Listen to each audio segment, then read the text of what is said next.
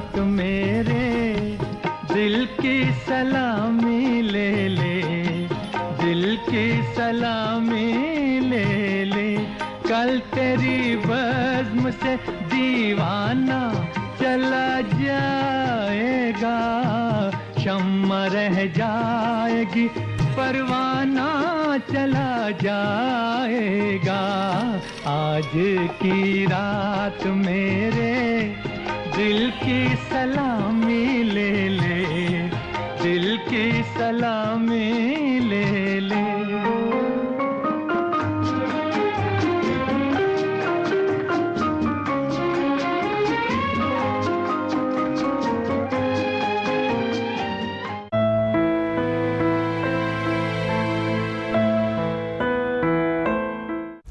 नमस्कार, आप देख रहे हैं आज तक। आपके साथ मैं हूं श्वेता सिंह। हिंदी सिनेमा का कोहिनूर खो गया। बॉलीवुड के पहले सुपरस्टार दिलीप कुमार ने दुनिया को अलविदा कह दिया। 92 साल 6 महीने की उम्र में मुंबई के हिंदुजा अस्पताल में उनका निधन हो गया। उनके निधन की खबर से देश भर में शोक की लहर दौड़ पड़ी। अंतिम दर्शन के लिए उनके घर पर लोगों का तांता लग गया।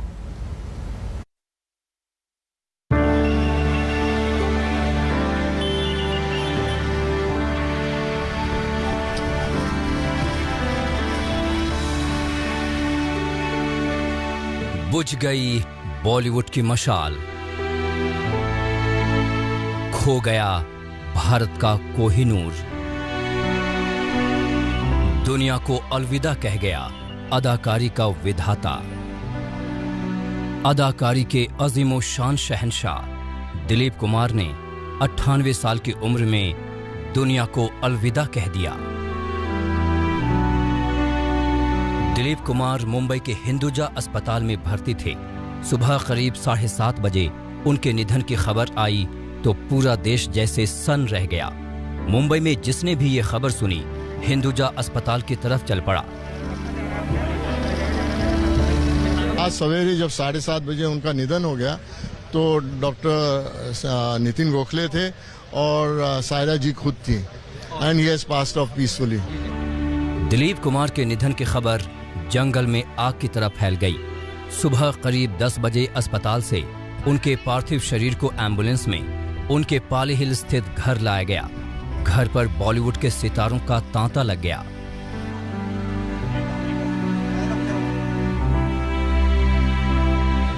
दिलीप कुमार के घर सबसे पहले पहुंचने वालों में शाहरुख खान और गौरी खान थे। दिलीप कुमार शाहरुख खान को अपने बेटे की तरह मानते थे। शाहरुख खान घर के भीतर पहुंचे, आंसुओं में डूबी सायरा बानो को संभालने की कोशिशों में जुट गए।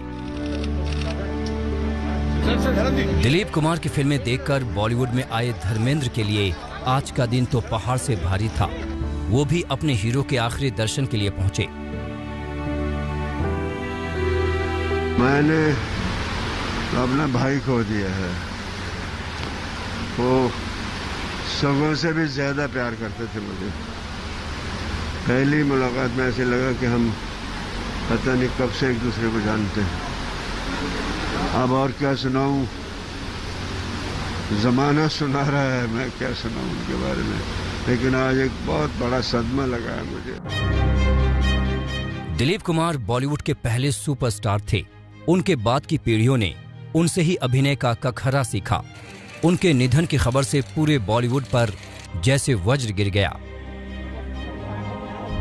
मेरे लिए दिलीप कुमार साहब एक बहुत ही बड़े देव मूर्ति की तरह थे, आइडल थे मेरे।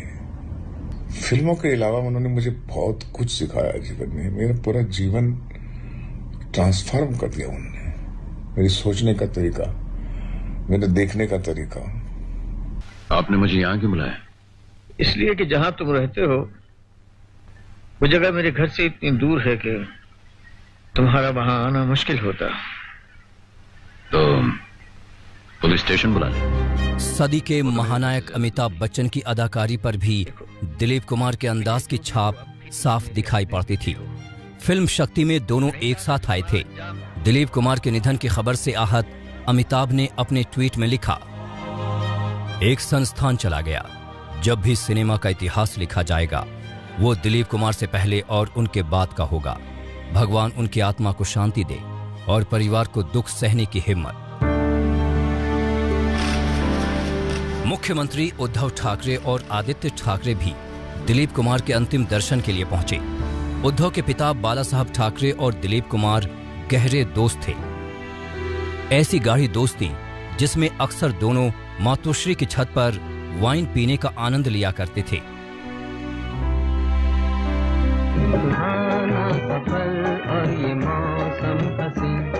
हमें डर है हमको भी वो बॉलीवुड में आ चुके थे। कौन कमबख्त है जो बर्दाश्त करने के लिए पीता है? मैं तो पीता हूं कि बस सांस ले सकूं। आज की रात मेरे दिल की सलामी ले ले। 6 दशकों तक बॉलीवुड में तमाम सितारे आए और गए, लेकिन दिलीप कुमार जहां खड़े थे वहां के आसपास तक कोई पहुंच नहीं पाया। मुझे तुम्हारा ये थप्पड़ भूलेगा नहीं। भूलना चाहिए भी नहीं। मुझे खुशी है कि तुम्हें हिंदुस्तानी थप्पड़ का अंदाजा हो गया। दिलीप साहब जो है वो एक सेंटेंस में कहा जाए तो बॉलीवुड के जो कलाकार हैं उनके यूनिवर्सिटी के वो कुलगुरु थे। कुत्ते की बैया को ऊपर चढ़ेंगे, मस्ती में रहते हैं पनवा चबई। 1998 में फिल्म किला के बाद से दिलीप कुमार लाइट कैमरा और एक्शन की दुनिया से दूर हो गए थे। उनकी सेहत उनका साथ नहीं दे रही थी। वो अस्पताल में कई बार भर्ती हुए, लेकिन जिंदगी की जंग हर बार जीते। लेकिन इस बार मौत जैसे दबे पांव आई और दिलीप कुमार को हम सब से छीन कर ले गई।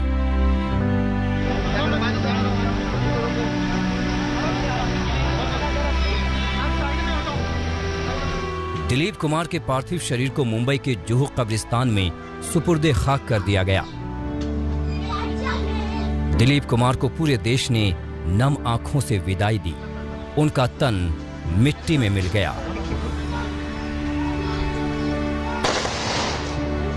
लेकिन उनकी अदाकारी करोड़ों दिलों में अमर रहेगी।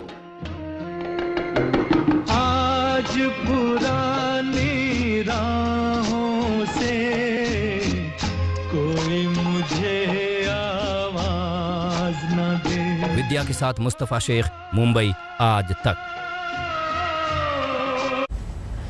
यूसुफ खान यही नाम था उनका, लेकिन देविका रानी ने उन्हें नया नाम दिया, दिलीप कुमार। दिलीप कुमार की अदाकारी में ज्यादा दिलचस्पी नहीं थी, लेकिन जब वो अदाकारी की दुनिया में आए तो कयामत हो गई। गमजदा प्रेमी के रोल में आए तो ट्रेजेडी किंग कहलाए। उससे उबरने के लिए कॉमेडी किरदार की भूमिका भी उसी शिद्दत से निभाई। सही मायने में हरफन मौला थे दिलीप साहब। अगर शहंशाह इंसाफ के पर्दे में अपनी शिकस्त का इंतकाम ही लेना चाहता है तो उसे अनारकली नहीं मिलेगी, उसे अपने बेटे की जान लेनी होगी। वो हिंदुस्तानी सिनेमा के सिनेमाए आजम थी। कसम थी जो मेरा ईमान बदल गई। एक शर्मनाक बदनामी का वो दाग थी जो मेरे दामन पर लगा। वो दुनिया के लिए निशाने इम्तियाज थी।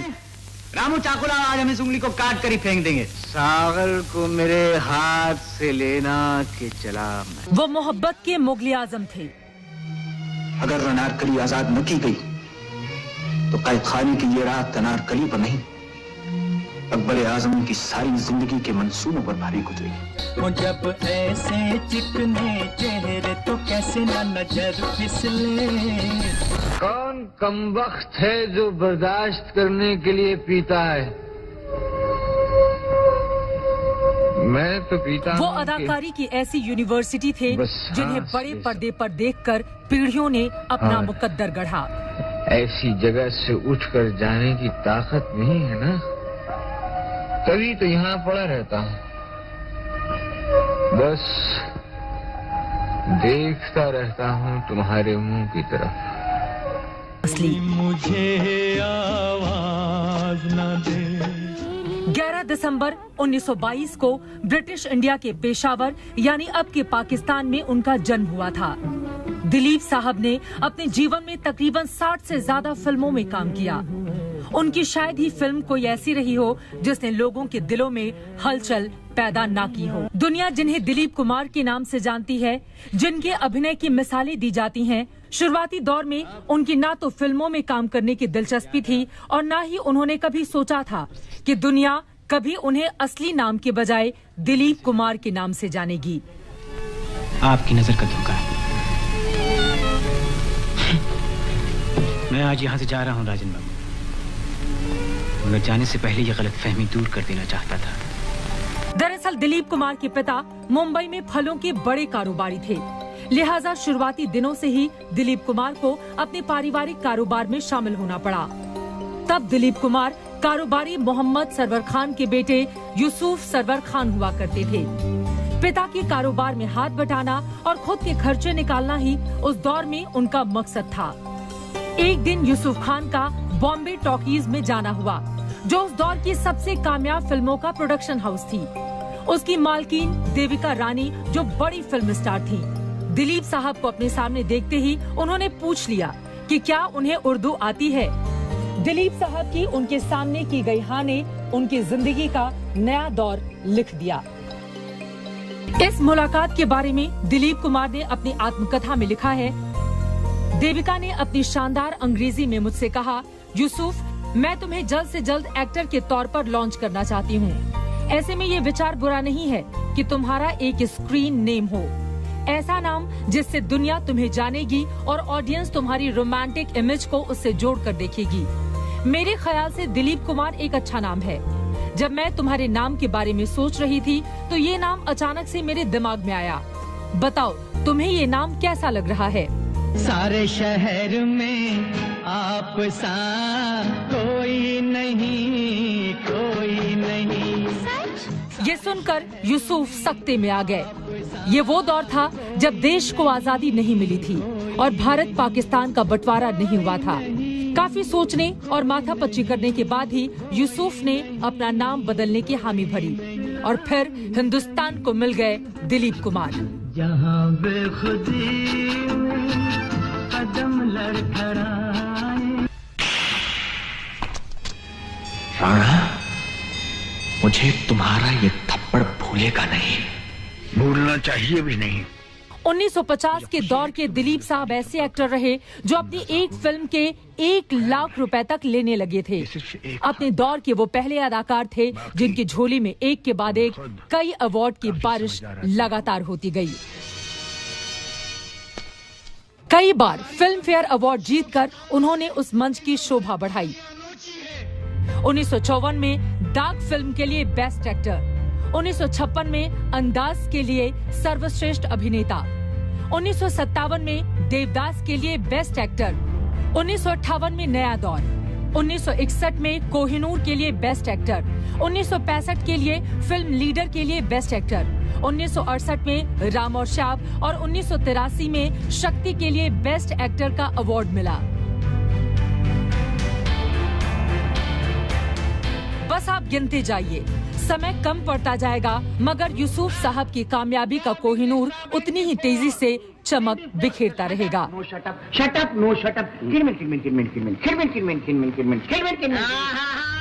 पद्म भूषण, पद्म विभूषण, दादा साहब फाल्के अवार्ड, चमकते पर्दे का शायद ही ऐसा कोई भी अवार्ड हो जो दिलीप साहब के नाम से ना जुड़ा हो। सिनेमा की दुनिया के विधाता ने अपने कर्मा से ऐसी क्रांति जगाई जिनकी यादों की मशाल हर दौर में हिंदुस्तान को रोशन रखेगी। अलविदा दिलीप साहब। हम तेरे घर में भी कोई शादी ब्याह नहीं होने देंगे राजेश्वर। चित्रा त्रिपाठी, दिल्ली, आज तक। सेंटिमेंट, अरे हट सेंटिमेंट। दिलीप कुमार लंबे समय से बीमार भी चल रहे थे, उम्र दराज थे, लेकिन इन सारी चीजों के बीच अगर एक चेहरा उनके साथ हमेशा नजर आता था तो वो रहा सायरा बानो का। सायरा बानो और दिलीप कुमार की अद्भुत प्रेम कहानी दिखाएंगे बस थोड़ी देर में। आप देखते रहिए आज तक।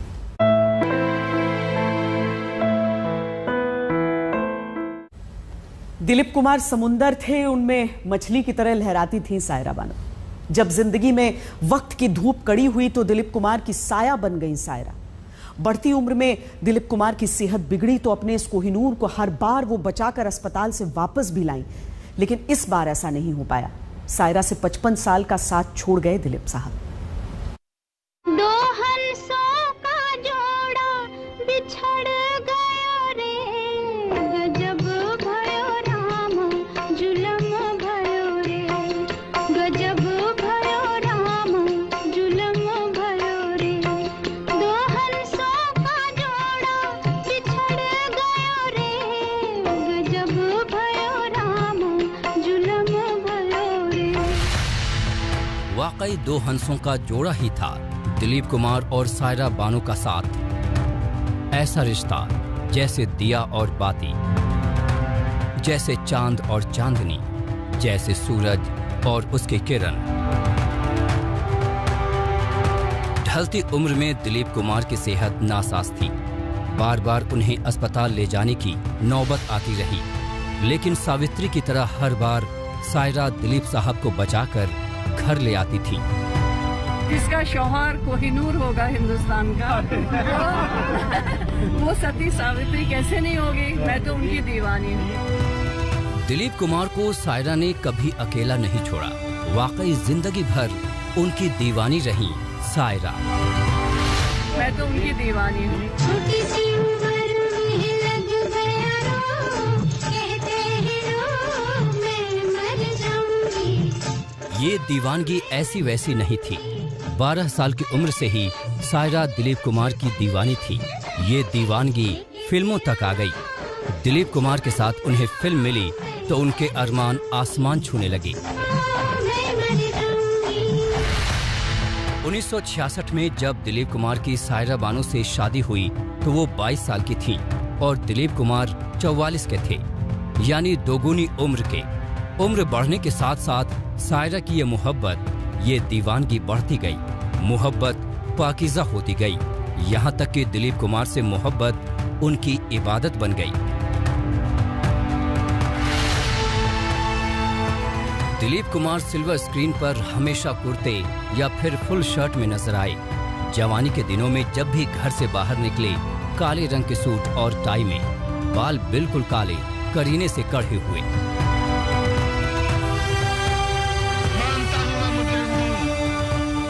फिल्मों में नकली दाढ़ी लगाई, लेकिन क्या मजाल कि कभी उनके चेहरे पर मूंछ दाढ़ी के एक बाल ने भी बाहर निकलने की जुर्रत की हो। इस देश की सरजमीन का मुजरिम हूँ, जिसका जर्रा जर्रा मेरे ज़मीर को ललकारता है। कहता है धिक्कार है तुम पर सांगा, धिक्कार है तुम अब तक विदेशी भेड़ियों को इस देश से बाहर नहीं निकाल सके। सायरा बानो ने दिलीप कुमार के इस शौक को उनके आखिरी दिनों तक जिंदा रखा। घर पर भी दिलीप साहब बन संवरे रहते। फुल कमीज की बटन कलाई के पास बंद रहती थी। शेव रोज बनती। बाल में सफेदी की झलक से पहले हिजाब या फिर मेहंदी लग जाती। हमेशा पीछे की तरफ संवरे हुए बाल। दिलीप कुमार को सायरा जब भी किसी पार्टी में ले जाती तो वो काले सूट और टाई में होते थे। दिलीप कुमार की याददाश्त करीब करीब धोखा दे चुकी थी, लेकिन सायरा उनसे घंटों बातें करती। दिलीप कुमार ही तो उनकी दुनिया थे। 55 साल तक ये साथ चला और अब सायरा अकेली पड़ गई। विद्या के साथ साहिल जोशी, मुंबई आज तक। दिलीप कुमार के यूं तो कई किरदार, कई चेहरे थे, लेकिन कैसे वो बन गए ट्रेजेडी किंग? क्यों उन्हें एक वक्त में हो गया था फिल्मों से बैराग? दिखाएंगे बस थोड़ी देर बाद। देखते रहिए आज तक।